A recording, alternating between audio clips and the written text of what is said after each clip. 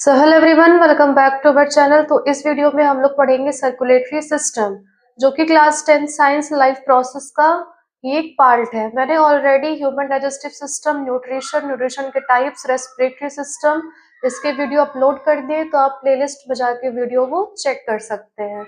अब आप डेली क्या करते हैं? आप डेली खाना खाते हैं, है ना? ऑक्सीजन इनहेल करते हैं। अब वो आप किस लिए इनहेल इनहेल करते हैं, किस लिए आप वो फूड इनटेक करते हैं? ताकि वो आपके बॉडी के जितने भी पार्ट है, जितने भी सेल्स हैं, वहां तक वो पहुंच सके। लेकिन अब डाइजेस्टिव सिस्टम क्या करता है? वो केवल फूड का डाइजेशन करता है। रेस्पिरेटरी सिस्टम क्या करता है? वो सिर्फ गैसेस का एक्सचेंज करता है। लेकिन ऐसा भी तो कोई सिस्टम होना होना चाहिए जो वो सारे जो आप न्यूट्रिएंट्स ले रहे हैं उसको, और जो आप ऑक्सीजन ले रहे हैं उसको आपके बॉडी में ट्रांसपोर्ट कर सके। तो उसी के लिए जो सिस्टम बनाया गया है हमारी बॉडी में, उसको आप क्या बोलते हैं? Circulatory system.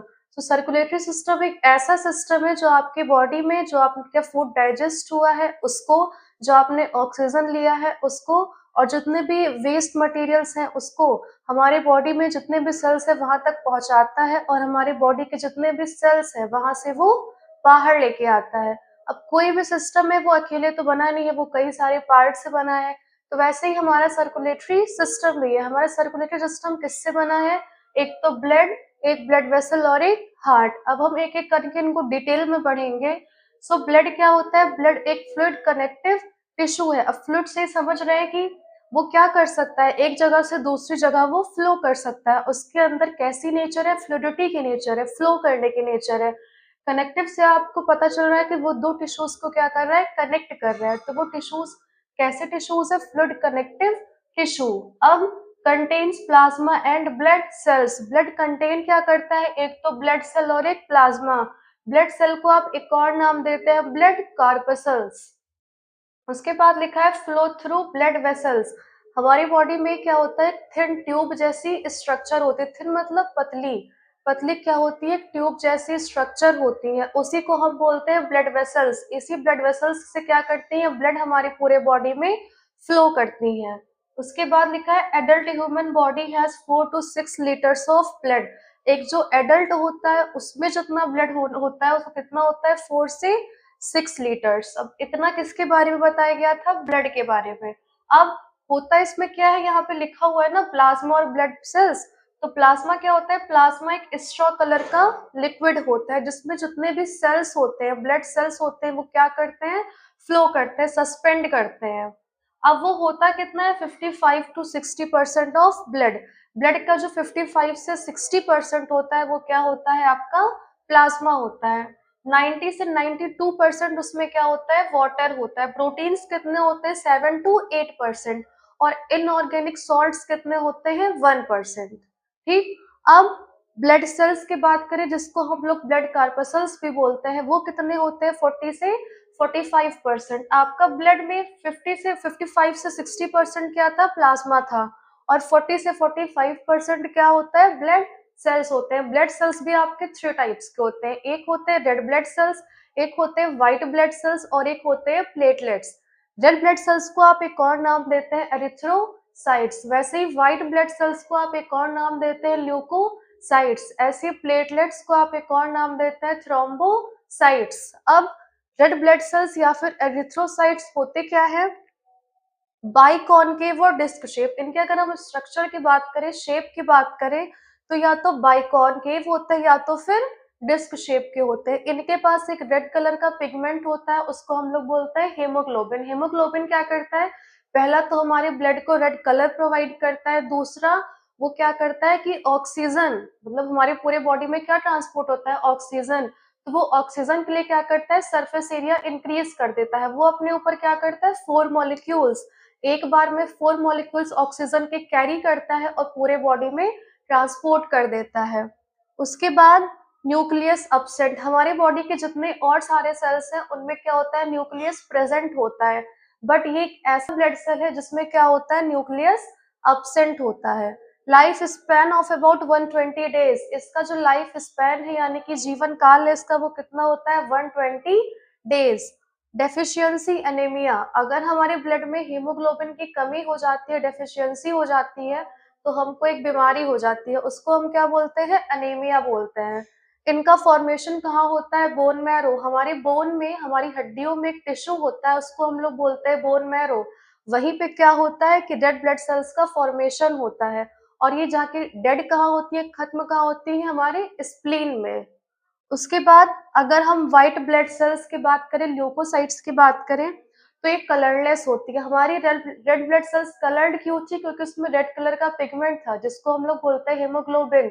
लेकिन हमारे व्हाइट ब्लड सेल में कोई भी रेड कलर का पिगमेंट नहीं होता है, जिसकी वजह से वो कलरलेस होता है, उसके पास कोई भी कलर नहीं होता है, इसीलिए हम लोग इसको बोलते हैं व्हाइट ब्लड सेल्स।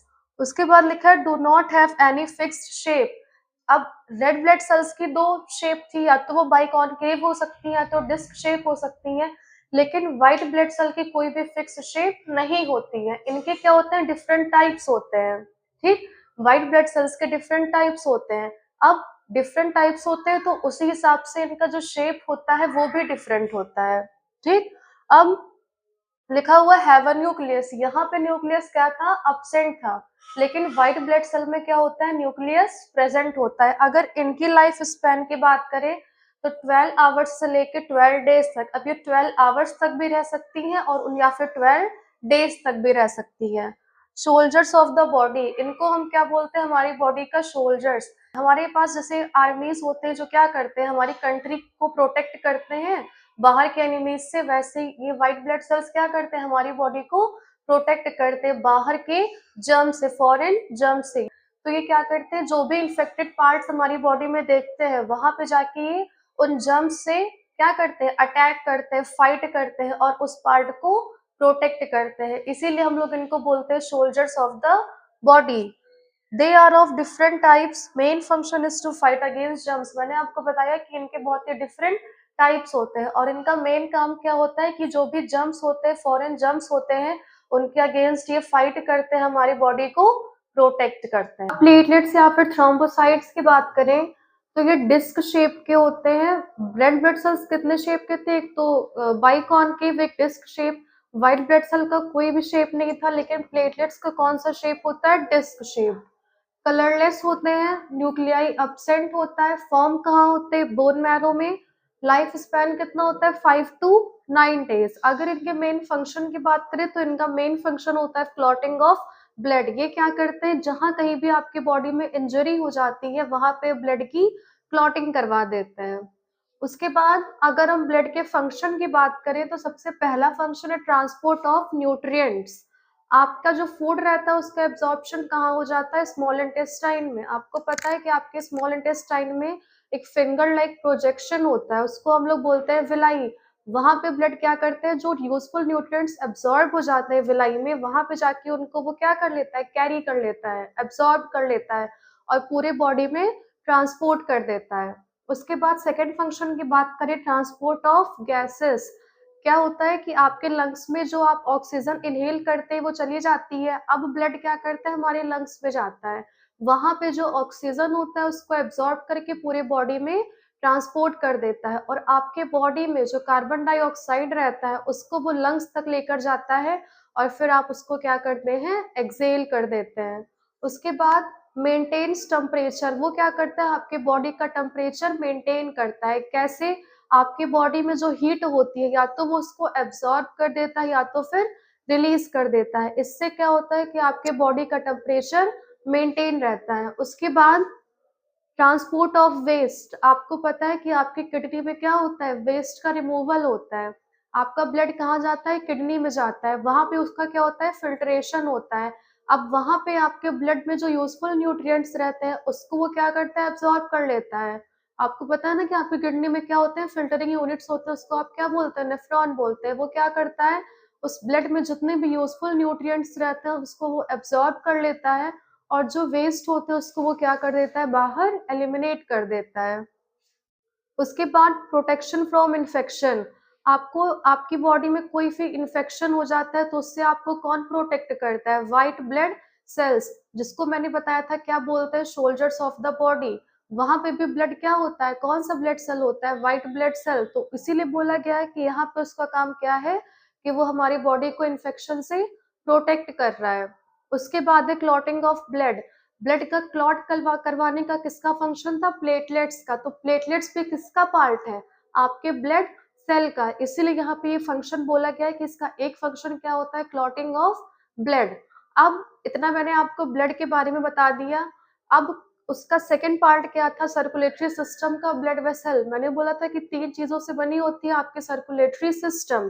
पहला था ब्लड, ब्लड पूरा समझा दिया। अब क्या है? Blood vessels. अब ब्लड वेसल्स होती क्या है? ये कि narrow thin tube like structure होती है जिसमें से क्या होता है कि ब्लड फ्लो करता है। अब ऐसा नहीं कि ब्लड ऐसे ही कहीं भी किसी भी डायरेक्शन में फ्लो कर जाए, वो एक ट्यूब से ही फ्लो करता है एक ही डायरेक्शन में, उसको आप क्या बोलते हैं? Blood vessels.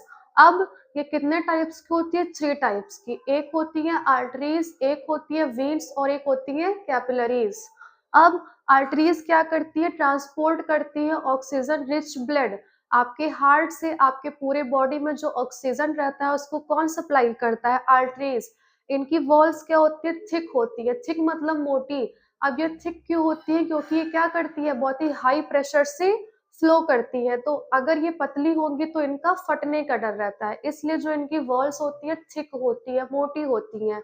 बट इसका भी एक एक्सेप्शन होता है, पल्मोनरी आर्टरी। वो क्या करती है? वो डीऑक्सीजनेटेड ब्लड को कैरी करती है। कहाँ से? आपके पूरे बॉडी से फिर हार्ट तक। उसके बाद अगर वेन्स की बात करें तो ये कैरी करती है कार्बन डाइऑक्साइड रिच ब्लड। अब आपके पूरे बॉडी में जो क्या था? कार्बन डाइऑक्साइड था, उसका ट्रांसपोर्टेशन जो करवाती है उनको आप बोलते हैं वीन्स। वीन्स की वॉल्स क्या होती है? थिन होती है, पतली होती है। उनमें क्या होता है? वॉल्व्स होते हैं। वाल्व्स क्या करते हैं कि ब्लड के फ्लो को सिर्फ एक डायरेक्शन में करवाते हैं। कहाँ पे? Towards the heart.